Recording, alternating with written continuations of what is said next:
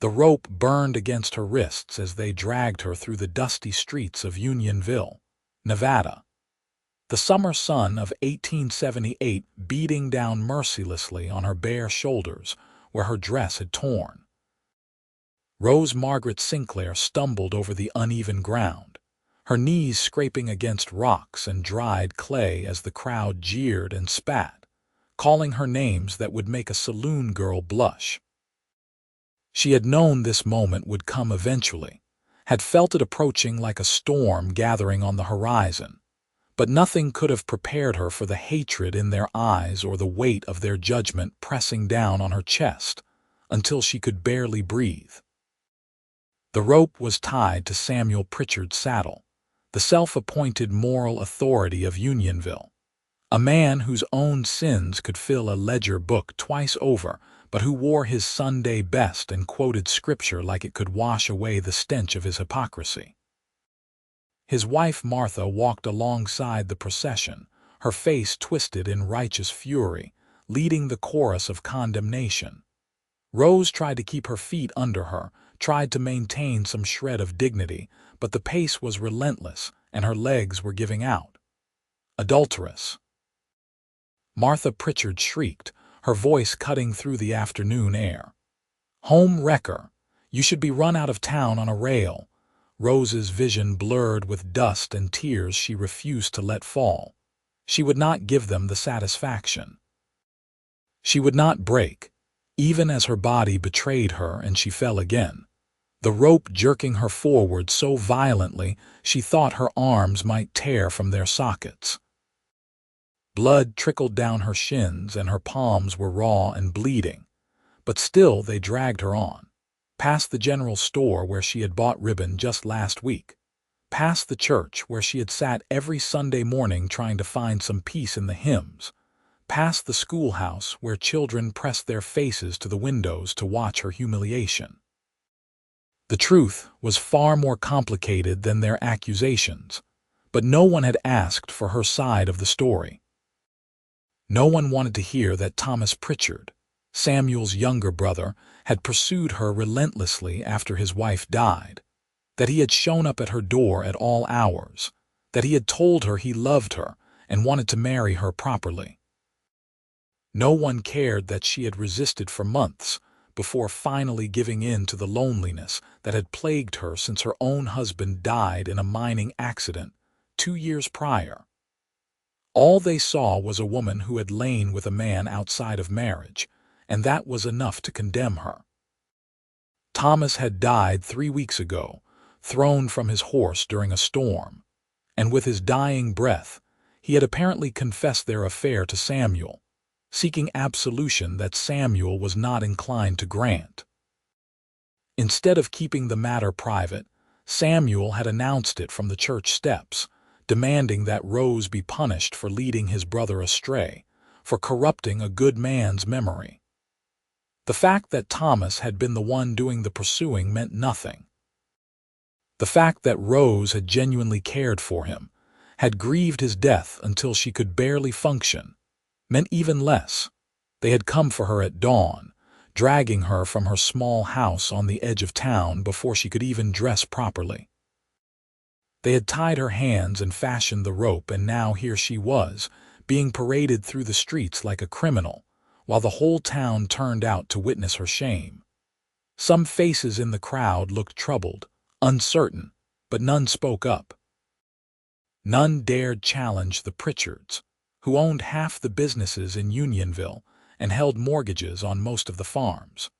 Rose's dress caught on a rock and tore further, exposing more of her legs, and the crowd roared with approval at this additional humiliation. She tried to pull the fabric back into place with her bound hands, but it was impossible. Her hair had come loose from its pins and hung in tangled waves around her face, wild and unkempt. She must look like exactly what they had called her, she thought bitterly, like something shameful and dirty. Samuel Pritchard urged his horse forward, picking up speed, and Rose cried out involuntarily as she was yanked off her feet entirely, dragging through the dirt on her stomach. Pain exploded through her body, and she could not help the sob that escaped her lips. This was how she would die, she realized with sudden clarity.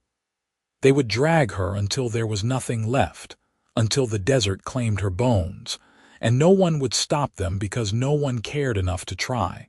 The horse suddenly stopped. Rose lay in the dirt, gasping for breath, her body a symphony of pain. She could hear shouting but could not make out the words over the ringing in her ears. Slowly, she pushed herself up onto her elbows, blinking dust from her eyes, trying to understand what had happened. A man stood in the middle of the road, directly in front of Pritchard's horse. He was tall and lean, with sun-darkened skin and dark hair that curled slightly at his collar. He wore dusty riding clothes and a gun belt slung low on his hips, and his hand rested casually on the butt of his revolver. But it was his eyes that caught Rose's attention, even through her pain and exhaustion. They were a striking blue-gray, like storm clouds over the mountains, and they blazed with an anger that made Samuel Pritchard's fury look like a child's tantrum. "Enough," the stranger said, his voice quiet but carrying clearly through the sudden silence that had fallen over the crowd. It was not a request or a suggestion. It was a command, spoken with the kind of authority that came from a man who was accustomed to being obeyed. Samuel Pritchard puffed up like an angry rooster. "This is none of your concern, stranger. This woman is a sinner and must be punished according to our laws. Move aside before you get hurt." The stranger did not move. He stood absolutely still, his hand never leaving his gun, his eyes locked on Pritchard's face. "I said enough. Untie her. Now. Who do you think you are, riding into our town and telling us what to do?" Martha Pritchard stepped forward, her face red with indignation. "We have a right to maintain moral standards in our community. This woman broke our laws and she must face the consequences." The stranger's gaze shifted to Martha, and something in his expression made her take an involuntary step backward. "What I see is a mob torturing a woman who cannot defend herself. That is not justice. That is cowardice hiding behind righteousness." He looked around at the crowd, meeting eyes until people started to shift uncomfortably and look away. "How many of you are without sin? How many of you have never made a mistake, never done something you regretted? Yet here you stand, ready to watch this woman be dragged to death for the crime of being human."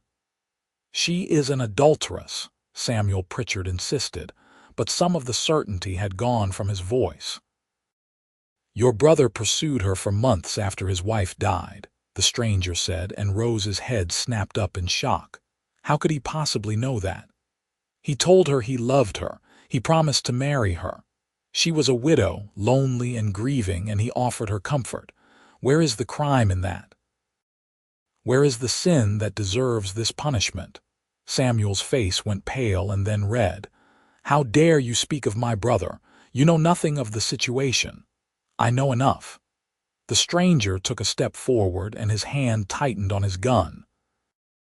"I know that every person in this crowd has secrets they would prefer to keep hidden. I know that half the men here have visited the brothel in Virginia City, and that 3 of the supposedly upstanding wives have been carrying on their own affairs. I know that you, Samuel Pritchard, have been skimming money from the church collection plate for the past year. Should we drag you through the streets as well? Should we judge you for your sins?" The crowd erupted in angry denials and shocked whispers. Samuel Pritchard's face went from red to purple. "You lie. You are a stranger here. You cannot possibly know these things." "I have been in town for 3 days," the stranger said calmly. "It is amazing what you can learn when you sit quietly in a saloon and listen to people talk. Unionville is no different from any other town I have passed through. Everyone has secrets. Everyone has regrets. The only difference is that most people do not have someone like you, Pritchard, ready to weaponize those secrets for your own purposes." Rose tried to push herself up to sitting, her head spinning. She could not believe what was happening, could not understand why this stranger was defending her. She had never seen him before in her life, was certain of it. He was not the kind of man a woman would forget. The stranger moved then, crossing the distance between himself and Pritchard's horse in 3 long strides. Before Samuel could react, the stranger had pulled a knife from his belt and cut the rope, letting it fall slack. Then he turned and walked toward Rose, his movements careful and deliberate, as if approaching a wounded animal. "Can you stand?" he asked softly, his voice gentler than it had been when addressing the crowd. Rose tried, but her legs would not cooperate. Her whole body was shaking with shock and pain, and the sudden, overwhelming relief of not being dragged anymore. She shook her head mutely. The stranger did not hesitate. He sheathed his knife, then bent and scooped her up into his arms as if she weighed nothing at all. Rose gasped, her bound hands instinctively clutching at his shirt. Up close, she could see the scar that ran along his jawline, the slight crook in his nose that suggested it had been broken at least once, the lines around his eyes that spoke of years spent squinting into the sun. "Put her down." Samuel Pritchard had recovered some of his bluster. "You have no right. She must be punished." The stranger turned to face him, still holding Rose cradled against his chest. "She has been punished enough for a crime that was not entirely hers to bear. If you want her, Pritchard, you will have to go through me. And I promise you that will not end well for you." There was a long moment of tense silence. Rose held her breath, waiting for gunshots, for violence, for the situation to explode into something even worse. But Samuel Pritchard was not a brave man, despite his bluster, and the stranger had the look of someone who had seen real violence and emerged victorious. Finally, Samuel jerked his horse's reins and turned away. "This is not over," he spat. "The sheriff will hear about this." "The sheriff is in Virginia City for the week," the stranger replied. "I checked.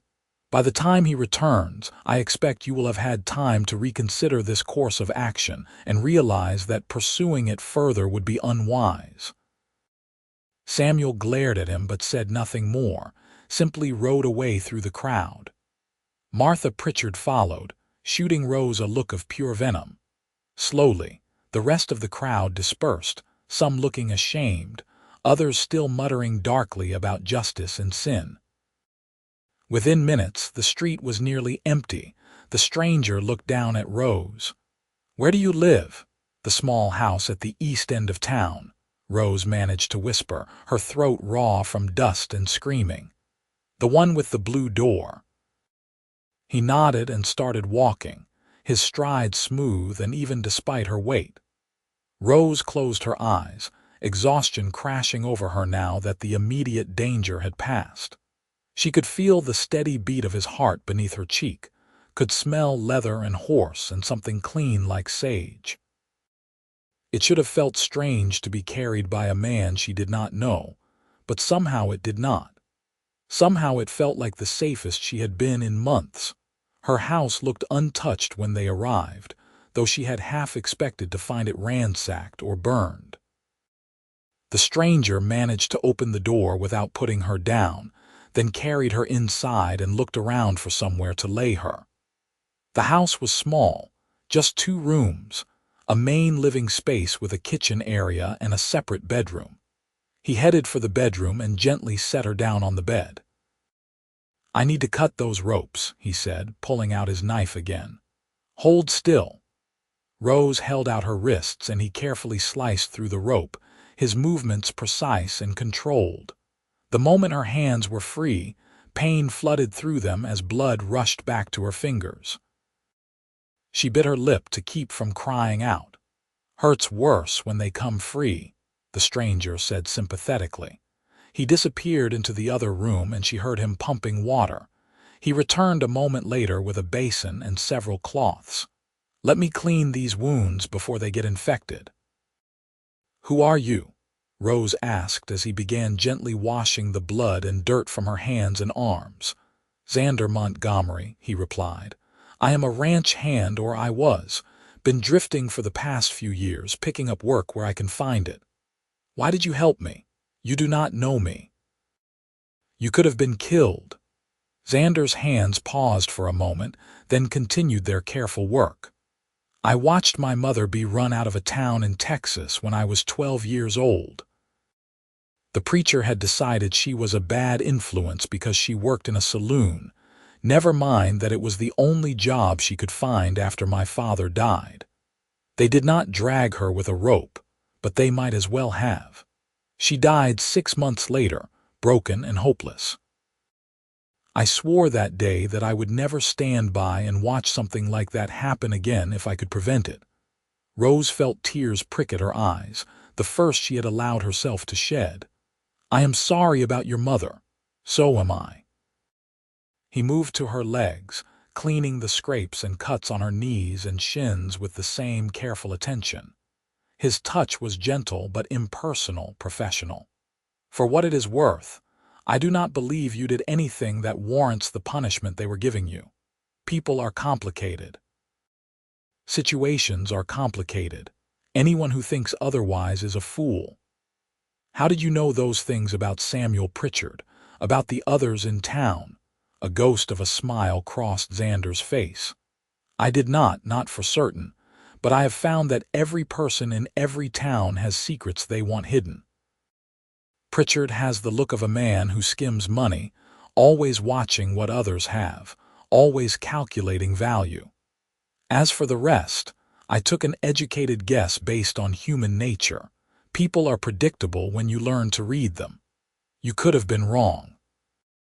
You could have made enemies of the whole town. But I was not wrong, was I?" Xander met her eyes, and Rose found she could not look away. "And even if I had been, it would have been worth it. No one deserves what they were doing to you." He finished cleaning her wounds and reached into his saddlebag, which Rose had not noticed him carrying. He pulled out a small tin of salve. "This will help with the healing. It is going to hurt for a few days and you will have scars, but you will survive." "I do not know how to thank you," Rose said softly as he applied the salve to her injuries. The sting of it made her wince, but she did not pull away. "No thanks necessary. Just promise me you will take care of yourself and not let those people make you believe you are less than you are." He finished with the salve and sat back, studying her face. "You have been through an ordeal, Miss Sinclair. You should rest. Do you have anyone who can stay with you, a friend or family member?" Rose shook her head. "My parents are dead. I have no siblings. And as for friends, well, you saw how the town feels about me." Xander frowned. "Then I will stay, at least for tonight. I do not trust Pritchard not to come back with some of his men after dark." "You cannot. It would ruin your reputation. People will talk. Let them talk. I have no reputation in this town to ruin." He stood and walked to the window, looking out at the street. "Besides, I will stay out here in the main room, entirely proper. I have slept in far worse places than a clean floor." Rose wanted to argue, but the truth was she was terrified of being alone. Her whole body ached, her mind was spinning with everything that had happened, and the thought of lying in the dark waiting for Samuel Pritchard to return with a torch or a gun made her feel sick. "All right," she whispered. "Thank you." Xander nodded and turned away to give her privacy. "Get some rest. I will wake you if anyone comes." Rose managed to change into a clean nightdress, though her hands were shaking so badly it took twice as long as it should have. She could hear Xander moving around in the other room, heard him drag a chair to position it by the door. She climbed into bed and pulled the quilt up to her chin, suddenly freezing despite the summer heat. Sleep came in fits and starts, plagued by nightmares of ropes and angry faces. Each time she woke with a gasp, she could hear Xander's steady breathing from the other room, and it would calm her enough to drift off again. As dawn light began to creep through the window, She finally fell into a deeper sleep, her body surrendering to exhaustion. When she woke, it was late morning judging by the angle of the sun. For a moment she thought it had all been a terrible dream, but then she tried to move and pain flared through every muscle. She groaned and sat up slowly, looking down at her bandaged hands and arms. The smell of coffee and something cooking reached her nose. She wrapped a shawl around her shoulders and made her way carefully into the main room. Xander stood at her stove, cooking eggs in a pan. He had rolled up his sleeves and she could see the strong lines of his forearms, the shift of muscle as he worked. "You should be resting," he said without turning around, somehow sensing her presence. "I cannot lie in bed all day. I will go mad." Rose lowered herself carefully into a chair at the small table. "Besides, this is my house. I should be cooking for you. You are injured. And before you argue, cooking a few eggs does not make me any less of a man." He slid the eggs onto 2 plates and brought them to the table along with bread and coffee. "Eat. You need to keep your strength up." They ate in companionable silence for a few minutes. The eggs were good, cooked just right, and Rose realized she could not remember the last time she had eaten. Yesterday morning, probably, before they had come for her. "What will you do now?" Xander asked finally. "Will you stay in Unionville?" Rose considered the question. "I do not know where else I would go. I have no money for travel, and this house is all I have left of my marriage to James. It feels wrong to just abandon it. This town has made it clear they do not want you here. They will make your life hell if you stay. Then they will make my life hell. I am tired of running, tired of being afraid." Rose met his eyes across the table. "Thomas Pritchard told me he loved me. He made me believe I could have a second chance at happiness. Maybe I was a fool to believe him, but I did not set out to hurt anyone or break any laws. I am done apologizing for being human." Something that might have been respect flickered in Xander's eyes. "That is a brave stance. But bravery does not stop bullets or prevent fires." "I know. But what choice do I have? If I run, they win. They get to feel righteous and justified. At least if I stay, I force them to confront what they did to me every time they see me on the street." Xander leaned back in his chair, studying her thoughtfully. "You are stronger than I gave you credit for, Rose Sinclair." The way he said her name made something flutter in her chest, something she did not want to examine too closely. "Thank you for breakfast, and for everything else. You have done more than enough. You should move on to wherever you were headed before you stopped here." "I was not headed anywhere in particular. As I said, I have been drifting. One town is as good as another." He paused, then seemed to make a decision. "If you are determined to stay, then I should stay as well, at least for a while, just until things settle down and we know Pritchard is not going to cause more trouble." "I cannot ask you to do that." "You are not asking, I am offering." "But why? You do not know me. You do not owe me anything." Xander was quiet for a long moment, staring down at his coffee. When he spoke, his voice was soft. "Maybe I need to do this. Maybe I need to prove to myself that I can finish what my mother started, that I can stand up for what is right and see it through. Or maybe I just do not like bullies and want to make sure you are safe. Does the reason really matter?" Rose supposed it did not. She was not in a position to turn down help, and the truth was she felt safer with Xander in the house than she had felt in months. "All right," she said quietly. "You can stay. But I insist on paying you somehow. I do not have much money, but I can cook and clean and mend your clothes. Deal?" Xander extended his hand across the table and Rose shook it, trying to ignore the warmth that spread through her at the contact. This was a business arrangement, nothing more. He was helping her because he was a good man with a painful past, not because he had any particular interest in her as a woman. She needed to remember that.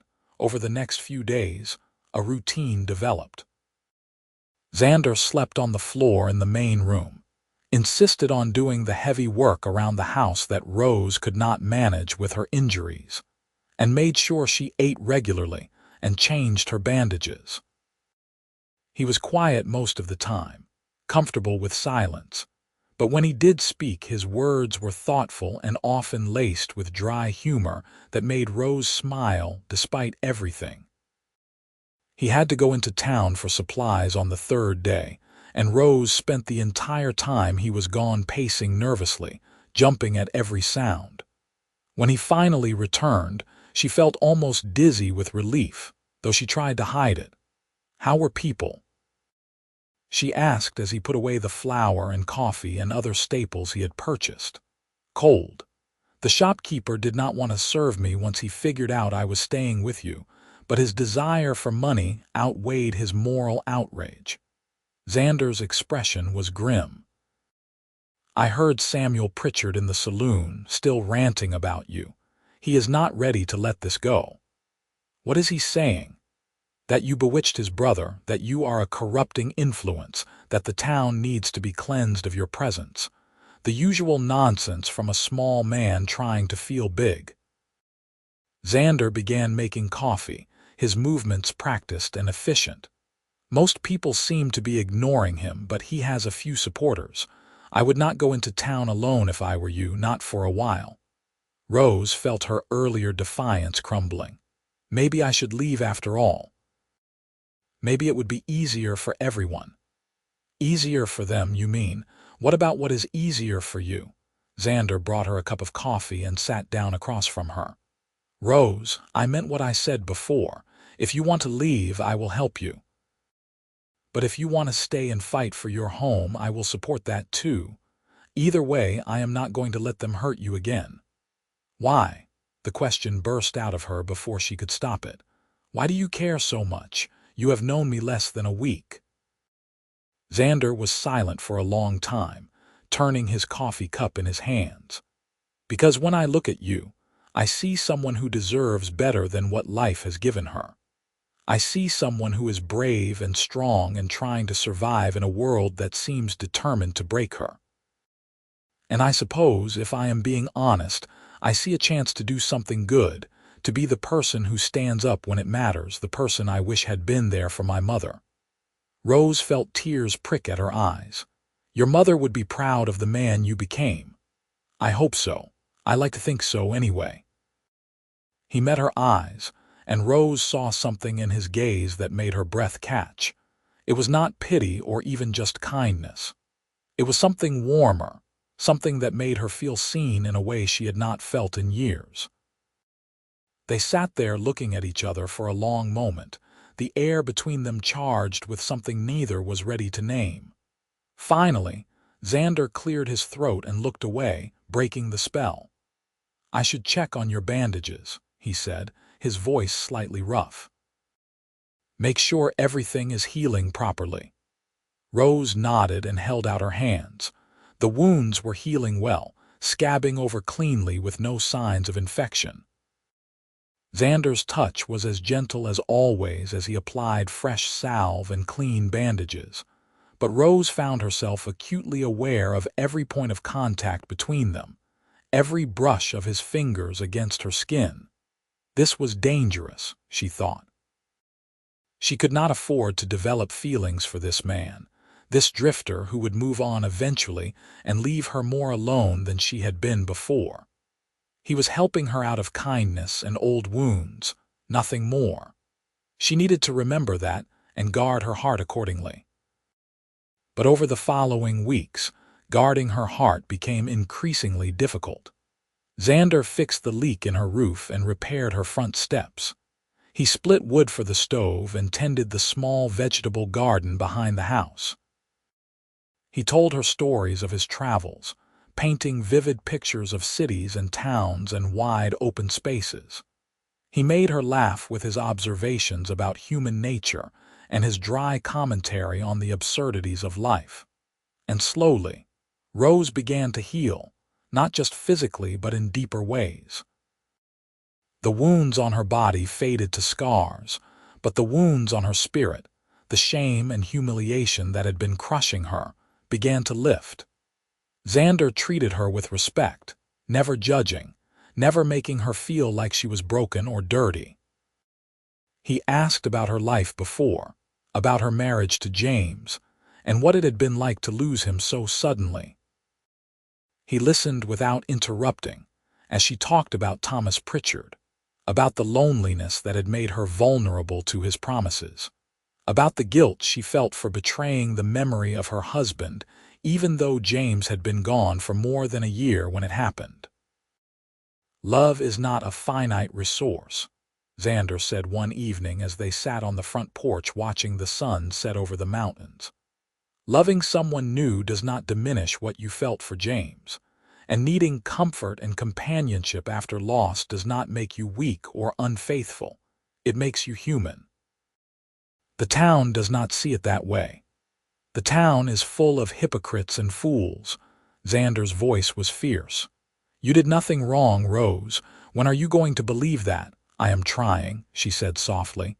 "Some days are easier than others." They fell into silence, watching the sky turn from gold to pink to deep purple. Rose was intensely aware of how close Xander was sitting, close enough that she could feel the warmth of his body in the cooling evening air. When had he become so essential to her peace of mind? When had his presence shifted from comfort to something more complicated? "Xander," she said hesitantly, not sure what she wanted to say but knowing she needed to say something. "Rose." He turned to look at her, and in the fading light his eyes were dark and unreadable. "I need to tell you something." Her heart began to beat faster. "All right. I said I was staying to make sure you were safe, and that was true, but it is not the whole truth anymore." He took a deep breath. "The truth is I have come to care for you more than I should, more than is probably wise given that I am a drifter with nothing to offer. But I cannot seem to help it. You have gotten under my skin in a way no one else ever has." Rose stared at him, her mind reeling. "Xander, I do not know what to say." "You do not have to say anything. I am not asking for anything from you. I just needed you to know, needed to be honest about why I am really still here." He stood abruptly, as if he could not bear to sit still any longer. "I am sorry if I have made you uncomfortable. That was not my intention." "Wait." Rose stood as well, reaching out to catch his arm. "You have not made me uncomfortable. You have made me confused, maybe, because I have been trying very hard not to develop feelings for you." Trying and failing, apparently. Xander turned back to her, hope and uncertainty warring on his face.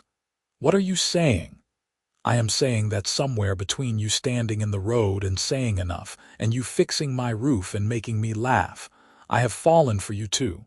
I did not want to. I told myself it was too soon, that you would leave eventually, that I could not survive being hurt again. But my heart did not listen." They stood there on the porch in the gathering darkness, looking at each other with a mixture of fear and longing.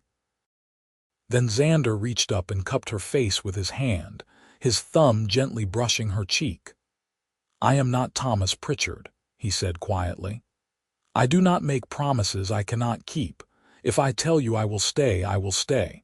If I tell you I care for you, I mean it with everything I have." "I believe you," Rose whispered, and she realized it was true. Whatever else Xander Montgomery might be, he was honest and honorable in ways Thomas had never been. He leaned down slowly, giving her time to pull away if she wanted to. She did not want to. When his lips met hers, it was gentle and careful, a question more than a demand. Rose answered by rising up on her toes and kissing him back, her hands coming up to rest on his chest. The kiss deepened, becoming more urgent, and Rose felt something inside her that had been locked away since James died spring open. This was different from what she had shared with Thomas, different even from her marriage. This felt right in a way nothing had felt in years, like coming home after a long journey. When they finally pulled apart, both breathing hard, Xander rested his forehead against hers. I do not want to rush you. After everything you have been through, you deserve time to heal and to be sure of your feelings. I am sure, Rose said firmly. Maybe that makes me foolish or impulsive, but I am sure. I know what I feel when I look at you, when I am with you. I feel safe and seen and valued. I feel like myself again. You are sure it is not just gratitude? I would understand if it was. I pulled you out of a terrible situation. It would be natural for your feelings to be confused. Rose pulled back enough to look him in the eye. Xander Montgomery, do not presume to tell me what I feel. Yes, I am grateful to you. How could I not be? But what I feel goes far beyond gratitude. You make me laugh. You make me think. You treat me like an equal, like my thoughts and opinions matter. You are kind and strong and honorable, and yes, I have noticed that you are also quite handsome, though that is beside the point. A smile tugged at the corner of Xander's mouth. You think I am handsome? That is what you took from that entire speech. It was a very nice speech. I am just focusing on my favorite part. He was grinning now, and Rose could not help but laugh. You are impossible. So I have been told. He kissed her again, lighter this time, almost playful. We should go inside. It is getting cold. They went inside, and Xander lit the lamps while Rose made coffee. It felt different now, charged with new possibility. When they sat at the table, Xander reached across and took her hand, threading their fingers together. What happens now? Rose asked. I suppose that depends on what you want to happen. I meant what I said about staying, but I would understand if you wanted to leave Unionville behind. We could go to California or Oregon, start fresh somewhere no one knows us. Rose considered it. The idea was tempting, certainly. But something in her rebelled at the thought of letting Samuel Pritchard drive her from her home. I think I would like to stay, at least for a while. See if the situation improves now that some time has passed. But I would like you to stay with me properly, not sleeping on the floor and pretending we are not courting. Rose Sinclair, are you asking me to marry you? She felt heat rush to her cheeks. I suppose I am, in a roundabout way, unless you do not want to. I would understand. It has not been very long and we are still learning about each other. I want to, Xander said immediately. God help me, I probably want it more than is reasonable, but I need you to be absolutely certain. Marriage to me means marriage to a man with no land, no fortune, no prospects beyond whatever work I can find. It means potentially a life of struggle. I have been living a life of struggle, Rose pointed out.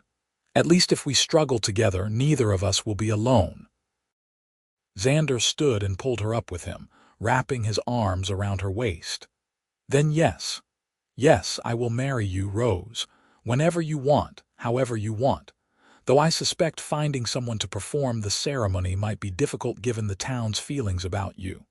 We can ride to Virginia City. The minister there does not know me and will not care about Unionville gossip. Virginia City it is, then. Xander kissed her forehead, her cheeks, finally her lips.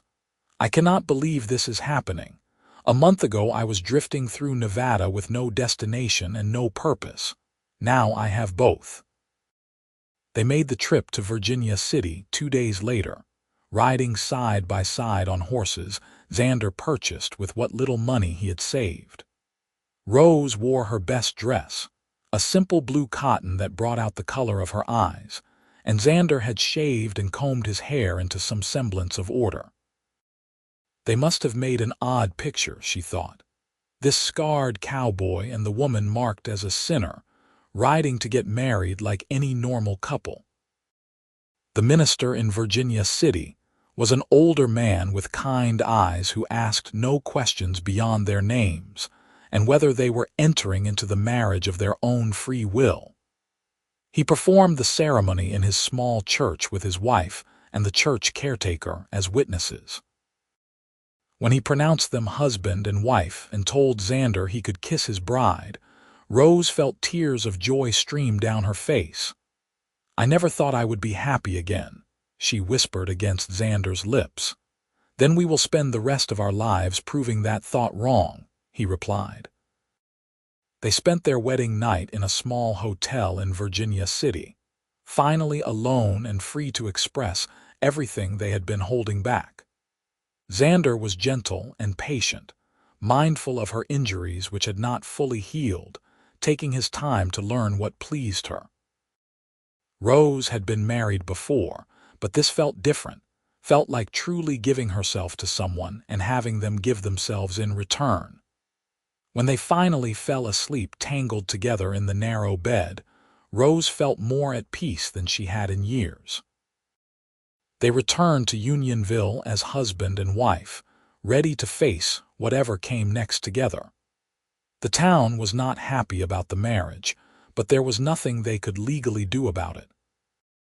Samuel Pritchard made several attempts to stir up trouble, spreading rumors that Xander had forced Rose into the marriage or was after her property, but no one who actually spoke to the couple could maintain those beliefs for long.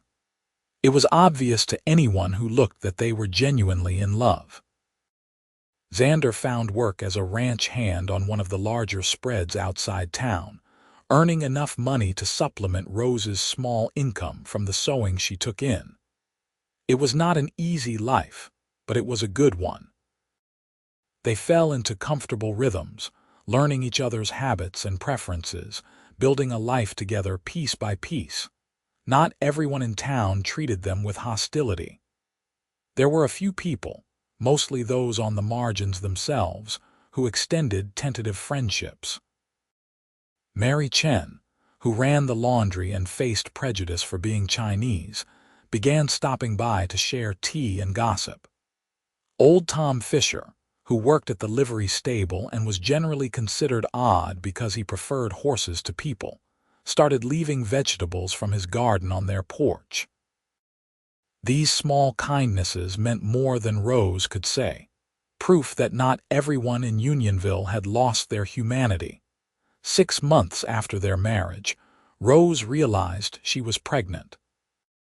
She was terrified to tell Xander, afraid he would feel trapped or burdened, but when she finally worked up the courage, his reaction was pure joy.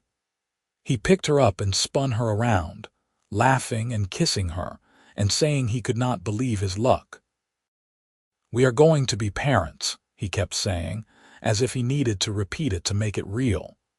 "We are going to have a family." The pregnancy was not easy. Rose was sick for the first few months, and the physical work of running the household became increasingly difficult as she grew larger.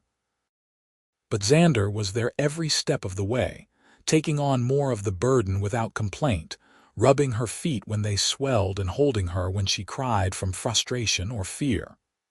"What if I am a terrible mother?" she asked one night, her hands resting on her swollen belly. "You will not be. You are strong and loving and brave. Any child would be lucky to have you as a mother." Xander kissed her temple. "And if you do make mistakes, which every parent does, we will figure it out together."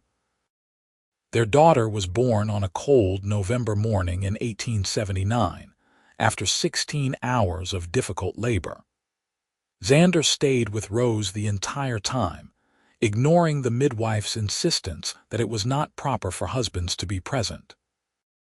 When the baby finally emerged, squalling and red-faced and perfect, he cut the cord with shaking hands and placed her on Rose's chest.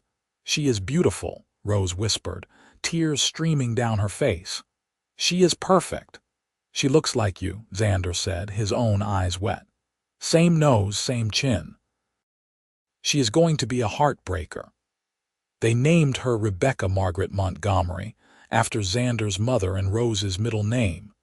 Xander proved to be a natural father, patient with the crying and the sleepless nights, delighted by every tiny smile and coo. He made Rose laugh with his running commentary on Rebecca's activities and moods, treating their infant daughter like a tiny person whose opinions mattered. Life settled into a new rhythm defined by feedings and diaper changes, and the sweet weight of a baby sleeping on your chest. Rose had never been happier, despite the exhaustion and the continued coolness from many in town. She had everything that mattered: a husband who loved her, a beautiful daughter, a home. Samuel Pritchard, to her surprise, left them alone after Rebecca was born. Whether he had finally moved on or simply realized he could not win, she did not know and did not care. The important thing was that the harassment stopped and they could live in relative peace. When Rebecca was 6 months old, Xander came home from the ranch one day with an odd expression on his face. "What is wrong?" Rose asked immediately, her mother's instincts on high alert. "Nothing is wrong. The opposite, actually." He sat down at the table and pulled her into his lap, mindful of Rebecca sleeping in her cradle. "The foreman is retiring and moving to San Francisco to live with his daughter. The owner offered me the position." Rose's eyes widened. "Xander, that is wonderful. More money, more responsibility." "There is more. The position comes with a house on the property, a real house with 3 bedrooms and a proper kitchen. We could move out of town, be away from all the gossip and judgment. Rebecca could grow up somewhere where no one knows or cares about what happened before." It was everything Rose had wanted without knowing she wanted it. "When would we move?" "In 2 weeks. I know it is fast, but I already said yes. I hope that is all right." Rose threw her arms around his neck and kissed him hard. "It is more than all right, it is perfect. You are perfect." "Hardly perfect, but I am glad you think so." They moved to the ranch house 2 weeks later, their few possessions easily fitting into a borrowed wagon. The house was bigger than anything Rose had ever lived in, with glass windows and wooden floors and a real stove in the kitchen. There was room for Rebecca to grow, room for more children if they were blessed with them, room to breathe and live without feeling constantly watched. Xander thrived in his new position. He was good with the men, firm but fair, and had an instinct for ranching that impressed the owner. Rose kept the house and tended a much larger garden than she had been able to manage in town. They began to accumulate the small comforts that turned a house into a home: proper furniture, dishes that matched, books to read on cold evenings. When Rebecca was 2, Rose became pregnant again. This time she was not afraid to tell Xander, and this pregnancy was easier, her body apparently having figured out what it needed to do. Their son was born in the spring of 1882, a large, lusty baby with dark hair like his father and lungs that could wake the dead. "What should we name him?" Xander asked, cradling his son with the same careful tenderness he had shown Rebecca. "What about James?" Rose said softly. "After my first husband, I think he would have wanted that." Xander looked at her with such love it took her breath away. "James Xander Montgomery, it has a good sound to it."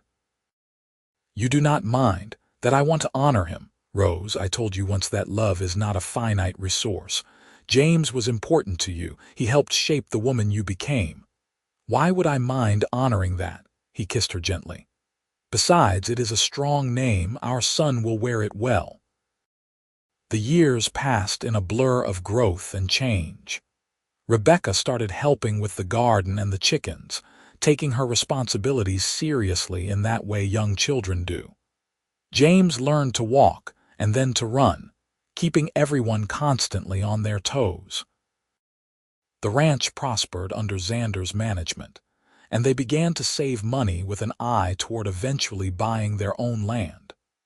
On their 5th wedding anniversary, Xander took Rose into Virginia City for dinner and a night away from the children, who were left in the capable care of Mary Chen.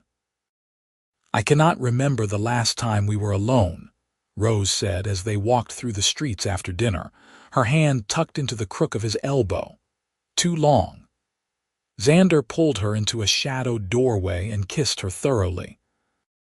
"I love our children with everything I have, but I do miss having my wife to myself sometimes." "Shameless," Rose murmured against his lips, but she was smiling. For you, always. He pulled back and looked at her seriously. Are you happy, Rose, truly happy? How can you even ask that? Of course I am happy. You have given me everything I never knew I needed. You have done the same for me. Before I met you, I was just drifting, existing but not really living. You gave me a purpose, a home, a family. You gave me a reason to stay in one place and put down roots.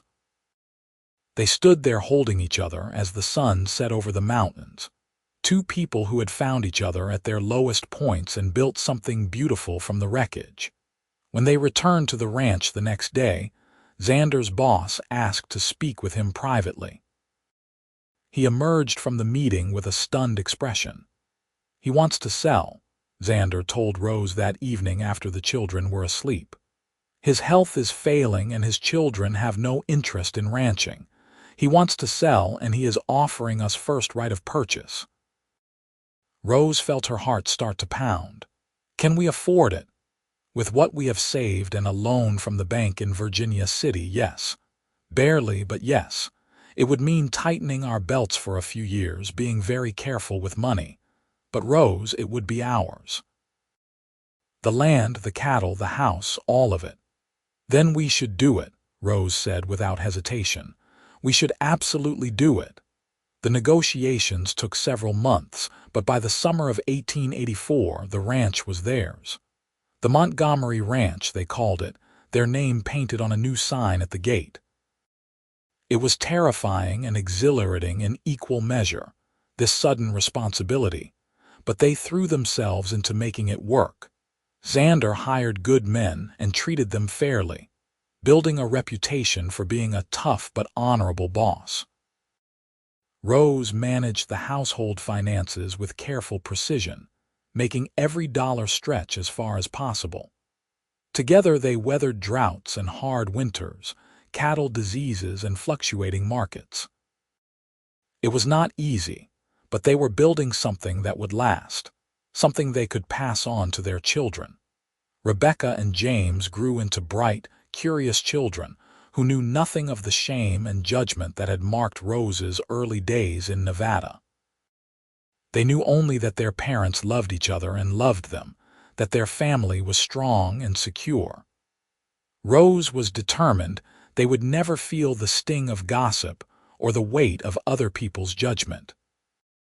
When Rebecca was 10 and James was 8, Rose became pregnant again, a surprise baby that neither of them had planned but both welcomed. This pregnancy was the hardest yet, Rose being older now and the work of running a ranch being considerably more demanding than keeping a small house. But in the spring of 1887, she gave birth to another daughter, tiny and perfect and utterly adored by her older siblings. What should we name her? Xander asked, using the same words he had used with each of their children. I have been thinking about that, Rose said, stroking the baby's soft cheek. What about grace? For grace that was shown to us when we needed it most, for the grace we have been given in this life together. Grace Montgomery, Xander smiled. Perfect. She is perfect and her name is perfect and you are perfect. I am exhausted and sweaty and probably smell terrible. Perfect, Xander insisted, kissing her forehead. The years continued to roll past, marked by the seasons and the rhythms of ranch life. The children grew and learned and became their own people. Rebecca showed a talent for numbers and started helping with the ranch books. James proved to be a natural horseman, spending every free moment in the stables. Grace, as she got older, revealed an artistic bent, constantly drawing or painting everything she saw. The Montgomery Ranch continued to prosper, slowly but steadily. They paid off the bank loan ahead of schedule and began acquiring additional land, expanding their operations. Xander was offered a position on the county council, recognition of his standing in the community. Rose, to her surprise, found herself becoming friends with some of the women in the area, though she still avoided Unionville proper. On their 15th wedding anniversary, Xander surprised Rose with a trip to San Francisco, just the two of them. They left the children with trusted friends and spent a week exploring the city, eating in restaurants and attending the theater and walking along the waterfront. "Do you ever think about that day?" Rose asked one evening as they watched the sun set over the ocean. "The day you stood in the road." "All the time," Xander admitted. "Sometimes I cannot believe I did it. I was such a coward before that, always running from trouble, never staying anywhere long enough to matter. But something about seeing you in that situation just made me so angry. I could not walk away." "I am glad you could not. I would not have survived much longer. They would have dragged me until there was nothing left." Rose leaned her head on his shoulder. "You saved my life that day, Xander. You saved me in every way a person can be saved. You saved me too. I just did not know I needed saving until I met you." They stood there in comfortable silence, watching the waves crash against the shore, both thinking about how far they had come from that dusty street in Unionville. When they returned to the ranch, life went on. Rebecca fell in love with a young rancher from the neighboring property, a solid young man named Peter who treated her like she hung the moon. They married when she was 19, and Rose watched her daughter pledge her life to someone with tears of joy streaming down her face. James decided to go east for college, wanting to study agriculture and business so he could bring new ideas back to the ranch. It was hard watching him go, but Rose and Xander were proud of his ambition and determination. Grace continued to paint, her talent growing with each passing year. She talked about going to art school in San Francisco, and while the idea terrified Rose, she would support her daughter's dreams just as she had supported James's. On their 20th wedding anniversary, Xander and Rose took a quiet evening to themselves, sitting on the porch of their home watching the stars come out. 20 years, Rose marveled. "Some days it feels like 20 minutes, and some days it feels like a whole lifetime." "The best 20 years of my life," Xander said. "I would not change a single thing. Well, maybe the year the creek flooded and we lost half the herd, that I might change." Rose laughed. "Yes, that was not a good year, but we survived it. We have survived everything together. That is the secret, I think. Not being perfect or having all the answers, but being willing to face whatever comes side by side. You have gotten philosophical in your old age. I prefer to think of it as wisdom." Xander pulled her close, his arm around her shoulders.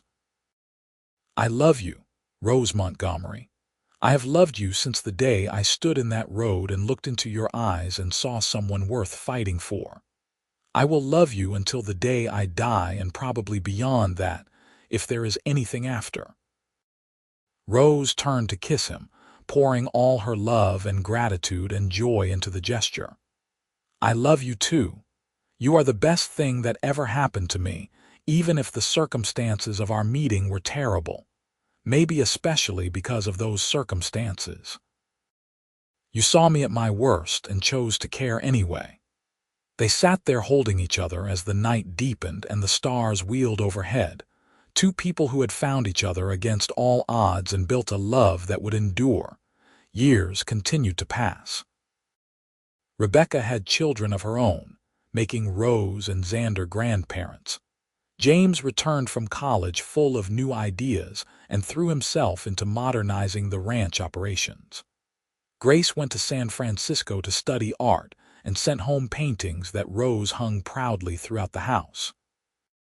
When they reached their 30th anniversary, the whole family gathered at the ranch for a celebration. Children and grandchildren filled the house with noise and laughter, and Rose looked around at what she and Xander had built and felt overwhelmed with gratitude. "What are you thinking?" Xander asked, finding her alone in the kitchen for a moment while she prepared coffee. "I am thinking about how different my life could have been. If you had not stopped that day, if you had just ridden past like everyone else would have, I would be dead. None of this would exist. Rebecca, James, Grace, our grandchildren, this ranch, this life, none of it. But I did stop, and you survived, and we built all of this together." Xander wrapped his arms around her from behind, resting his chin on her shoulder. "That is what matters, not what could have been, but what is." "When did you get so wise?" "About 29 years ago, when I married the smartest woman in Nevada." Rose turned in his arms and kissed him, not caring that any of their children or grandchildren might walk in. After 30 years, she had no shame left about showing affection for her husband. The party went late into the night, full of food and music and stories. Rebecca's husband, Peter, told the younger grandchildren about how he had fallen in love with their mother. James talked about his plans for expanding the ranch even further. Grace showed off her latest paintings and announced she had been offered a teaching position at an art school. When everyone had finally gone to bed or headed home, Xander and Rose sat together on the porch, exhausted but happy. 30 years, Xander said. "Who would have thought?" "I would have, from the moment you kissed me that first time. I knew then that what we had was special, that it would last." "Did you?" "I was terrified you would change your mind, realize you could do better." "There is no better than you, Xander Montgomery." "There never has been and there never will be." They sat in comfortable silence for a while, then Xander said quietly, "Do you ever think about going back to Unionville, facing down the people who hurt you?" Rose considered the question. She had thought about it over the years, imagined marching into town with her successful husband and beautiful children, and showing everyone how wrong they had been about her. But the desire for that kind of vindication had faded with time. "No," she said finally. "I do not need their acknowledgement or their apology. I have everything that matters right here. Let them live with what they did. I have moved on." That is probably the healthier attitude. Though I admit, part of me would enjoy seeing Samuel Pritchard's face if he could see all that you have accomplished. Samuel Pritchard is a small, bitter man who never mattered. I will not give him the satisfaction of knowing I ever think about him. Rose stood and held out her hand. "Come on. Let us go to bed. I am exhausted." They went inside, walking through the house they had filled with love and laughter, past the rooms where their grandchildren slept and the walls covered with Grace's artwork and Rebecca's family photos. This was what revenge looked like, Rose thought. Not confrontation or anger, but building a life so full and rich that the people who tried to destroy you became irrelevant. She and Xander fell asleep tangled together as they had every night for 30 years, comfortable and content and deeply, permanently in love. More years passed. They grew older, their hair turning gray and their movements slowing, but their love never diminished. They became great-grandparents, watching their family tree continue to branch and grow. The ranch thrived under James's management, and Rebecca's children showed signs of being as business-savvy as their mother. Grace's paintings hung in galleries across California, and she came home frequently to capture the ranch and the surrounding landscape on canvas. On their 40th anniversary, Rose and Xander took a quiet day together, riding out to a spot on their land that overlooked the valley. They had done this every year, making a tradition of spending time alone together away from the bustle of family and ranch business. 40 years, Rose said, shaking her head in wonder. "We are old, Xander. Speak for yourself. I am aged to perfection."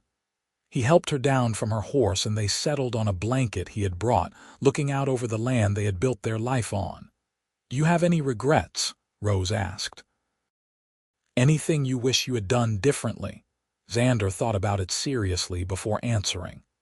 "No. I wish my mother could have known you and our children, could have seen what her sacrifice enabled me to become. But regrets? No. Every choice I made led me here to you, to this life. How could I regret any of it? I feel the same. Even the terrible parts, even being dragged through town and thinking I was going to die, because without that I would never have met you.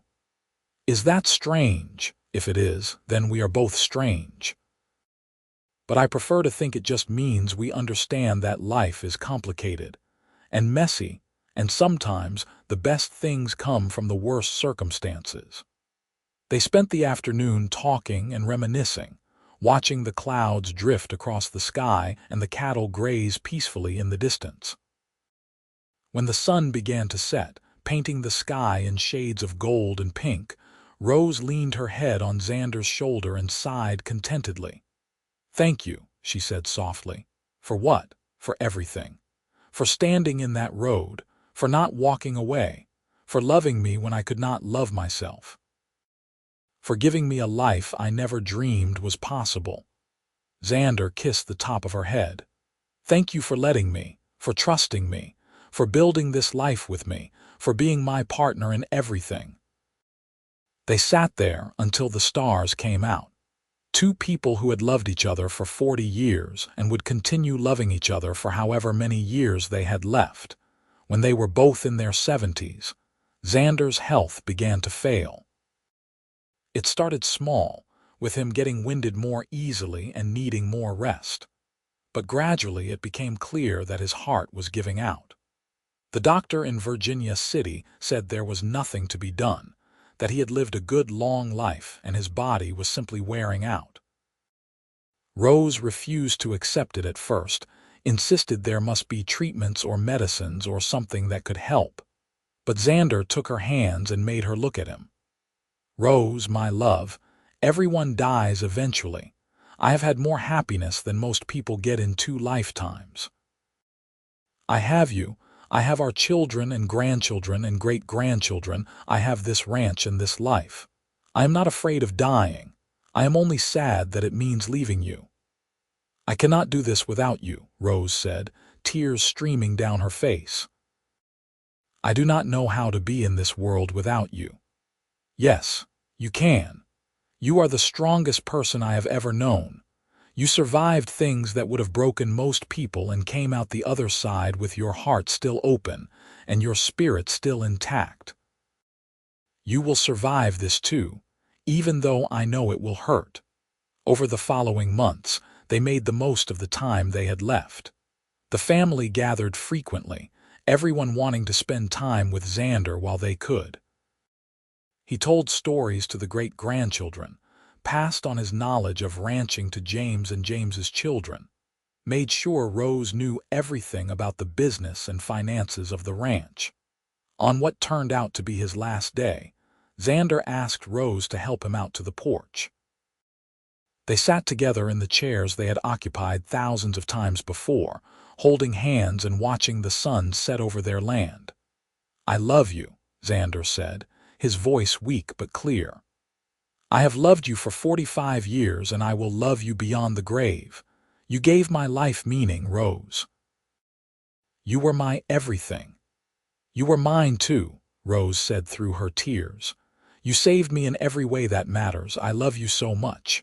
"Do not mourn too long," Xander said. "Live, Rose. Keep riding and working and spending time with the family.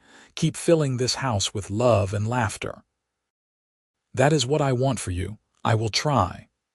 That is all I ask." He squeezed her hand weakly. "What a life we had, though. What a beautiful life. The best," Rose agreed. "The absolute best." Xander closed his eyes, a smile on his face, and slipped away peacefully with Rose holding his hand and whispering that she loved him. The grief nearly broke Rose. She had known it was coming, had tried to prepare herself, but nothing could truly prepare someone for losing their other half. For weeks she barely left their bedroom, surrounded by things that smelled like him and reminded her of their life together.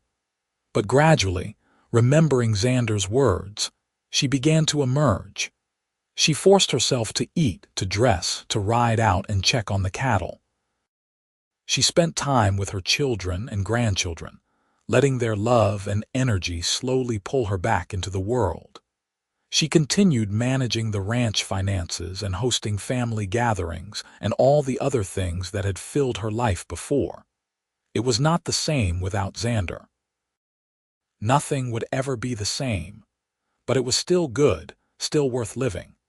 She told stories about him to the great-grandchildren who had been too young to remember him well, keeping his memory alive.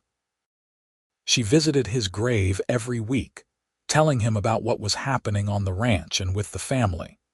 Rose lived another 12 years after Xander died, years filled with watching her family continue to grow and thrive.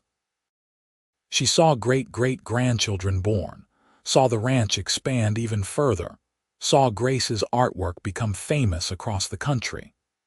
She lived long enough to know that everything she and Xander had built would endure, that their love had created something that would last for generations. On a warm spring morning in 1911, Rose passed away peacefully in her sleep at the age of 83. She was surrounded by family who had all come when it became clear the end was near. They buried her next to Xander on a hill overlooking the ranch, and at her funeral, people came from all over Nevada to pay their respects to the woman who had survived tragedy and built a dynasty. Rebecca stood at her mother's grave with her own children and grandchildren around her, and thought about everything Rose had overcome. She thought about the stories her mother had told her, about being dragged through town and expecting to die, about the cowboy who had stood in the road and said enough. She thought about how that one moment of bravery had led to 45 years of love and eventually to all of them standing here now. "Thank you," Rebecca whispered to her parents' graves. "Thank you for being brave. Thank you for loving each other. Thank you for building this family and teaching us what real love looks like." The wind whispered through the trees and Rebecca felt, just for a moment, like her parents were there with her, young again and happy, standing together the way they always had.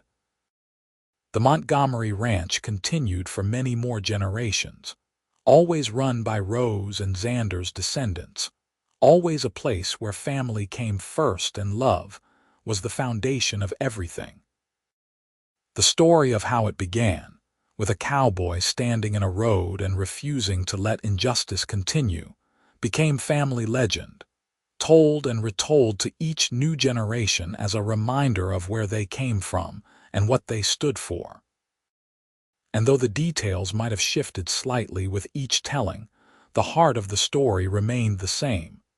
That love could triumph over hatred, that one person standing up for what was right could change everything, and that sometimes the worst moments of our lives can lead to the best things we never knew we needed. Rose and Xander's love story did not end with their deaths. It lived on in their children and grandchildren and all the generations that came after, proof that what they had built together was strong enough to weather any storm and endure any hardship. They had started with nothing but determination in each other, and they had created something beautiful that would last forever. In Unionville, the story was eventually forgotten by most, though a few old-timers still remembered the day the cowboy had stood in the road and stopped the mob. Some said they had always known Rose Sinclair was innocent, though if Rose had heard that she would have laughed at the revisionist history. The Pritchard family had long since moved away or died out, their righteousness and judgment forgotten, while the legacy of the couple they had tried to destroy continued to grow and flourish. On the hill where Rose and Xander were buried, wildflowers grew every spring, bright and beautiful and resilient. Their headstones were simple, just their names and dates and a shared epitaph that Rebecca had chosen, "Together always." Because that was the truth of their story, the simple, beautiful truth that had sustained them through everything. Together always, through good times and bad, through judgment and joy, through every trial and triumph. Together from that moment in the dusty street until death and beyond. Two souls who had found each other against all odds and held on tight, building a love that would echo through generations and inspire all who heard their story to believe in the transformative power of standing up for what is right and opening your heart to love, even when it seems impossible. Their legacy was not just land or money or descendants, though they had left plenty of all those things. Their legacy was the proof that redemption is always possible, that one moment of courage can change everything, and that love, real love, the kind that sees you at your worst and chooses to stay anyway, can overcome absolutely anything. And that was a legacy worth having, a story worth telling, a life worth living.